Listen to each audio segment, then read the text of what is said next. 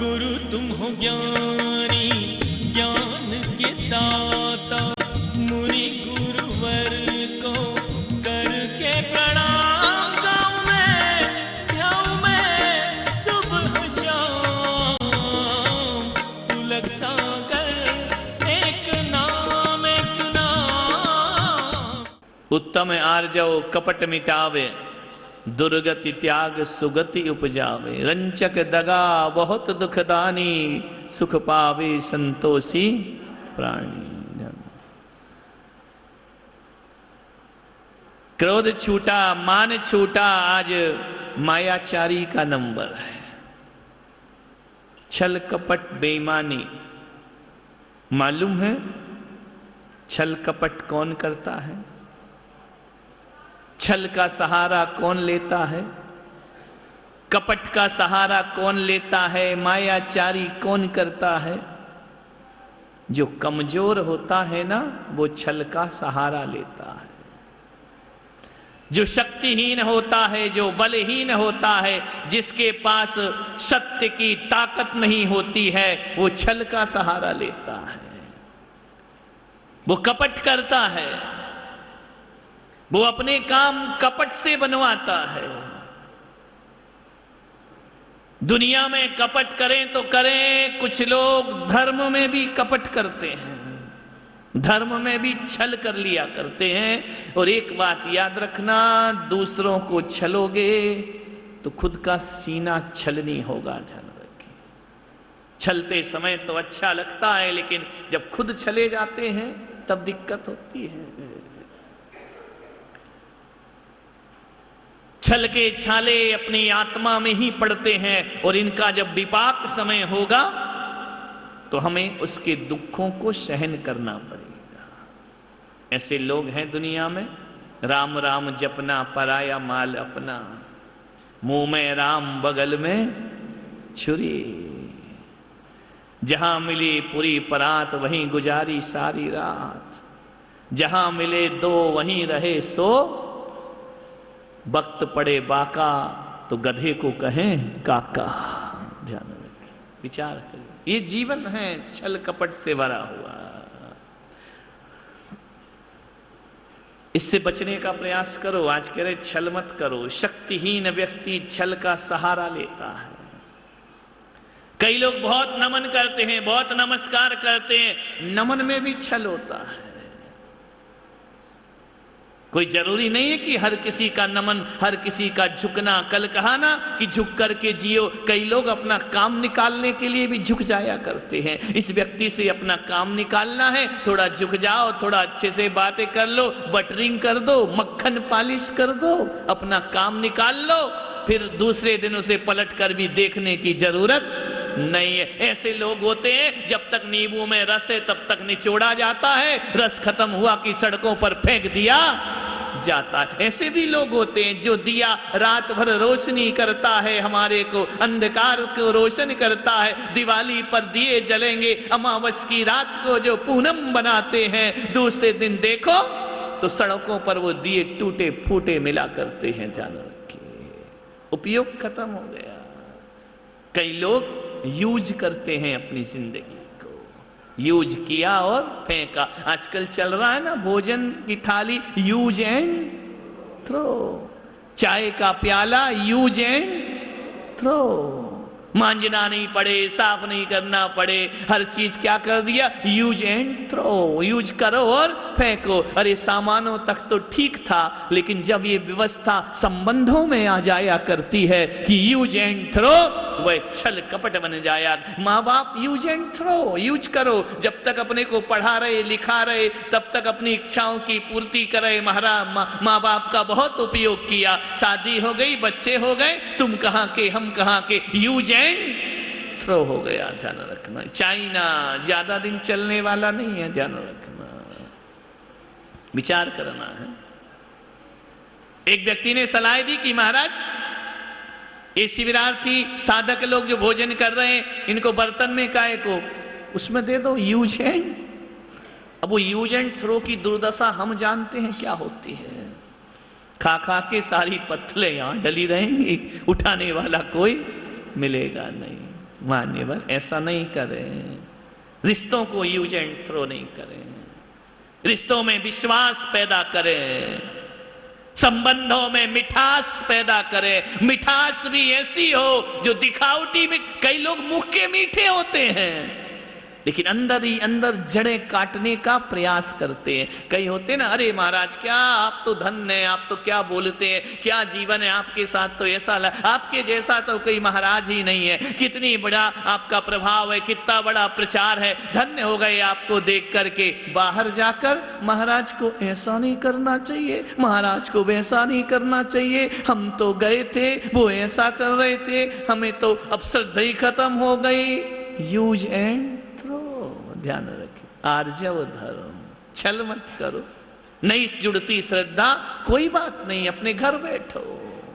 नहीं बनती आस्था कोई बात नहीं, तुम्हारा रास्ता अलग है और हमारा रास्ता अलग है, लेकिन साथ भी रहो और जड़ें भी काटो। ध्यान रखना,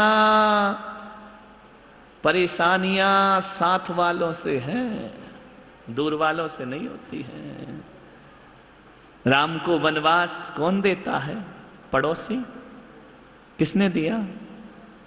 माँ ने दिया ना, सौतेली माँ ने राम को वनवास।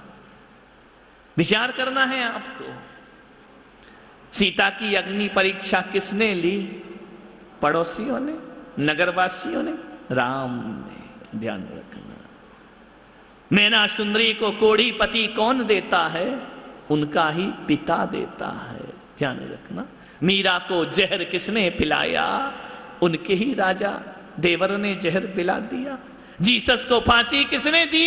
उनके पादरियों ने फांसी पर लटका दिया। ध्यान रखना, कोई दूसरे नहीं करते हैं अपने साथ छल, अपने ही लोग किया करते। जो रात दिन साथ हैं वही छल करते हैं, उनसे सावधान अपनों से। ध्यान रखना, प्रहलाद को होली पर बैठने को कौन मजबूर करता है? जलती होली में उसके ही पिता हिरण्यकश्यप उसे होली पर जलने को मजबूर कर दिया। उसको अग्नि में भस्म करने के लिए उसकी ही बुआ होलिका आया करती है, वह आकर उसे भस्म करने का प्रयास करती है। किसको मिला? ऋषभदेव के खिलाफ कौन खड़ा हुआ? उनका ही पोता मारीच खड़ा होता है। ध्यान रखना, वही मारीच जो ऋषभदेव का पोता था उनके खिलाफ बोला करता है। ध्यान रखना, जब भी मिले हैं धोखे, जब भी मिला है छल, दूसरों से नहीं अपनों से मिलता है। दिल के छाले झुलसते हैं सीने के दाग से, और घर को आग लगती है घर के चिराग से। पड़ोसियों का चिराग नहीं, अपना ही दिया अपना घर जला देता है। ध्यान रख, अपने लोगों से मिलते सब कष्ट। बाहुबली भरत का अपमान किससे हुआ? अपने ही भाई से हुआ ना। अंजना को वन में किसने भेजा? खुद की सासू ने भेजा ना। पड़ोसी कुछ नहीं करते। और इस देश को गुलाम अंग्रेजों ने नहीं बनाया। इस देश को यदि गुलाम बनाया था तो अपने ही देश में छुपे हुए गद्दारों ने इस देश को गुलाम बनाया था। रानी लक्ष्मीबाई को अंग्रेजों ने नहीं मारा। किसने मारा? उनके ही हिंदुस्तानियों ने छल करके घोड़ा बदल दिया और रानी की पराजय का कारण बन जाया करता है। विचार कर, अपने इंदिरा गांधी को किसने मारा? उनके ही सुरक्षा कर्मियों ने। इसलिए मैंने कहा अपनों से सावधान, गैर को तो कुछ लेने ही देना नहीं है। रंचक दगा बहुत दुखदानी, सुख पावे संतोषी प्राण। एक मेहमान आ गया किसी के घर, पत्नी परेशान हो गई कि यार ये मेहमानों की लाइन लगी रहती है, एक आता है जाता है, एक आता है जाता है। पति से कहा मैं क्या कितना काम करूं? पति ने कहा और खिलाओ पिलाओ, और अच्छे से आओ भगत करो, और बना बना के तो देती है ला ला कर। जब ऐसा माल पुआ और माल खाएगा तो मेहमान जाएगा काहे को? तो बोले क्या करूं मैं? बोले एक काम कर, ज्वर जुकाम और पाहुना इनका एक उपाय। जर जुकाम और पाहुना इनका एक उपाय, लंघन दे दो तान के फिर ना वापिस आए। बोले खाना ना मत दो इनको, अपने आप निकल लेंगे। शिविर चल रहा है ना, 11वें दिन सब बंद कर देना, तो कहीं चलो उठाओ बोरिया बिस्तर और घर चलते। लंघन दे दो तान के फिर ना वापिस आए। पत्नी ने कहा क्या करूं? बोले काम कर, खाना मत बना, अपने आप भग जाएगा। पत्नी ने कहा ये ठीक कहा। बोले काम कर। बोले क्या? बोले जब वो मेहमान बैठा हो ना तब तू आना। बोले हाँ ये बिल्कुल सही बात है, पूछना। पति पत्नी में झगड़ा हो गया। पति ने कहा मैं तुझे डांटूंगा, तू गुस्सा हो जाना। बोले हो जाऊंगी गुस्सा। गुस्सा होने में कौन सी महिलाओं को कोई टाइम लगता है कि एक क्षण में गुस्सा हो जाए। बोले मैं तुझे डांटूंगा, तू गुस्सा हो जाना। बोले ठीक है चलो। मेहमान आया बैठा। पति ने कहा, पत्नी ने कहा तुम सुनते नहीं हो, आए दिन मेहमानों की लाइन लगी रहती है, एक जाता है एक आता है एक जाता। मेहमान सुन रहा है यार ये झगड़ा किसकी वजह से, लग रहा मेरी वजह से हो रहा है। पति ने कहा एक तो आने दे, अब क्या करें आते। बोले देखो ज्यादा ये मेहमान आएंगे इंटरनेशनल ठस आएंगे, जाने का नाम नहीं लेंगे। ध्यान रखना मैं कोई नौकरानी बन के नहीं आई हूं, मैं भी पत्नी हूं, मैं भी 7 फेरे लेकर के आई हूं। ध्यान रखना खाना नहीं बनाऊंगी। पति ने कहा ज्यादा मत बोल, मत बना खाना। अरे मेहमान ने कहा यार यहाँ तो दोनों की जुगाड़ नहीं है खाने के, अपना कहाँ से नंबर लगेगा, क्या करें। मेहमान ने कहा कि भाई, पत्नी ने कहा मैं आज बनाऊंगी नहीं, पत्नी ने कहा आज मैं मत बना, कोई दिक्कत नहीं है, नहीं खाएंगे क्या दिक्कत है। मेहमान ने कहा बोरिया बिस्तर उठाओ और चुपचाप से, जब खाना ही नहीं है तो रह के क्या करेंगे। मेहमान ने अटैची उठाई, बोरिया बिस्तर उठाया, जैसे ही गया पत्नी रो रही। पति ने कहा पागल है, काय को रो रही है। बोले क्यों? बोले मैंने कौन सा तुझे सही में डांटा है। बोले हाँ डांटा तो नहीं। तो बोले ये नाटक क्यों कर रही, क्यों रो रही। पत्नी ने कहा तू पागल है क्या। बोले क्या। बोले मैं कौन सा सही में रो रही हूँ, मैं भी तो सही में नहीं रो रही हूँ, मैंने भी तो नाटक ही कर रही थी। मेहमान बाजू से निकला, बोले मैं कौन सा सही में गया हूँ, मैं भी तो नाटक ही कर रहा। रंचक दगा बहुत दुख, वो भी पट्टा बाजू में छिप गया कि देखो कहानी क्या होती है, मैं कौन सा गया हूं, मैं भी तो यहीं खड़ा हूं। ध्यान रखना दूसरों को छलोगे खुद चले जाओगे। मन क्या हुआ, तुम्हारी कहानी नहीं है, विचार कर। एक बार और हुआ, मेहमान था, फिर खाना बनाओ। फिर पति ने कहा एक काम कर। बोले क्या। बोले जब मेहमान बैठे ना तब भेजना मेरे को किसी को खाने के लिए। बोले ठीक है। जैसे ही मेहमान बैठा क्या करे, पति के पास बेटा आया। बोले पापा जी। बोले हाँ। बोले शाम को क्या खाओगे, क्या बनाऊं, सब्जी बनाऊं, कौन सी साग खाओगे, कौन सी पूड़ी खाओगे, पराठा खाओगे। उसने कहा पागल है क्या। बोले क्यों। बोले पागल है क्या, अब भी तो खाया है, शाम को फिर खाओगे। बोले मतलब क्या है। बोले मैं कोई राक्षस हूं क्या। मेहमान सुन रहा चुपचाप बेचारा। बोले मैं राक्षस हूं क्या, अब भी खाना खाया, शाम को फिर खाना खाऊं। अरे मैं इंसान हूं। एक काम करो, इस मेहमान से ही पूछ लो शाम को क्या खाएगा। मेहमान ने देखा यार ये तो कह रहा शाम को खाए सो राक्षस है। तो मेहमान ने कहा भैया ऐसी बात है कि हमारी भी इच्छा नहीं है आज खाने की, आज हमें नहीं खाना, हमने सुबह बहुत खा लिया था। रंचक दगा बहुत दुखदा, छल कपट। विचार करें, रावण यदि रावण के रूप में आता ना तो सीता का कभी हरण नहीं होता। रावण जब साधु का रूप बना लेता है ना तब सीता धोखा खाती है।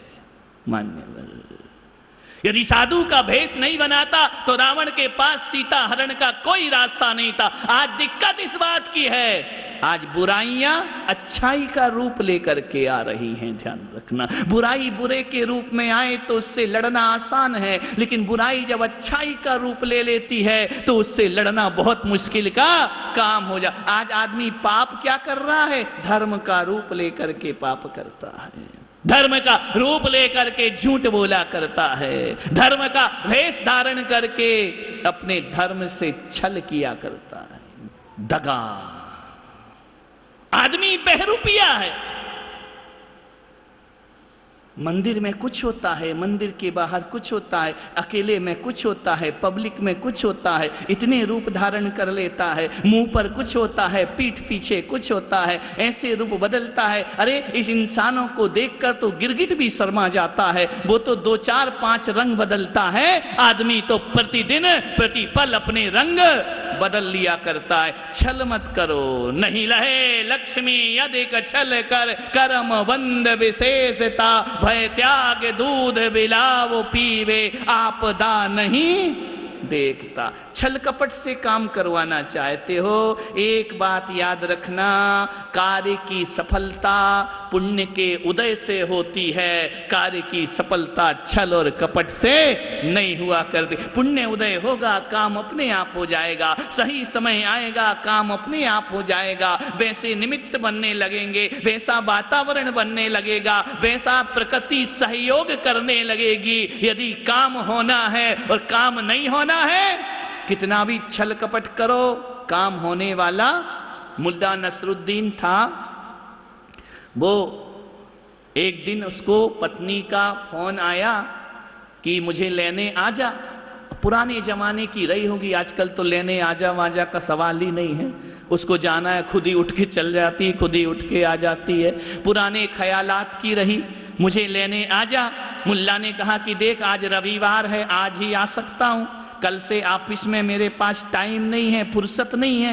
तो बोले ठीक है आज ही आ जा। बोले सब तैयार रखना, अटैची वगैरह तैयार। बोले हाँ मैं तैयार रखूंगी। कितने बजे आ जाओगे? बोले आ जाऊंगा 2 ढाई बजे तक। बोले ठीक है। सूरत के स्टेशन पर पहुंच गया। आना कहाँ था? बापी में आना था। सूरत के स्टेशन पर पहुंचा, इतनी भीड़, संडे को इतनी भीड़ कि गाड़ी में पैर रखने को जगह नहीं। मुल्ला बोले अब जाना तो आज ही है।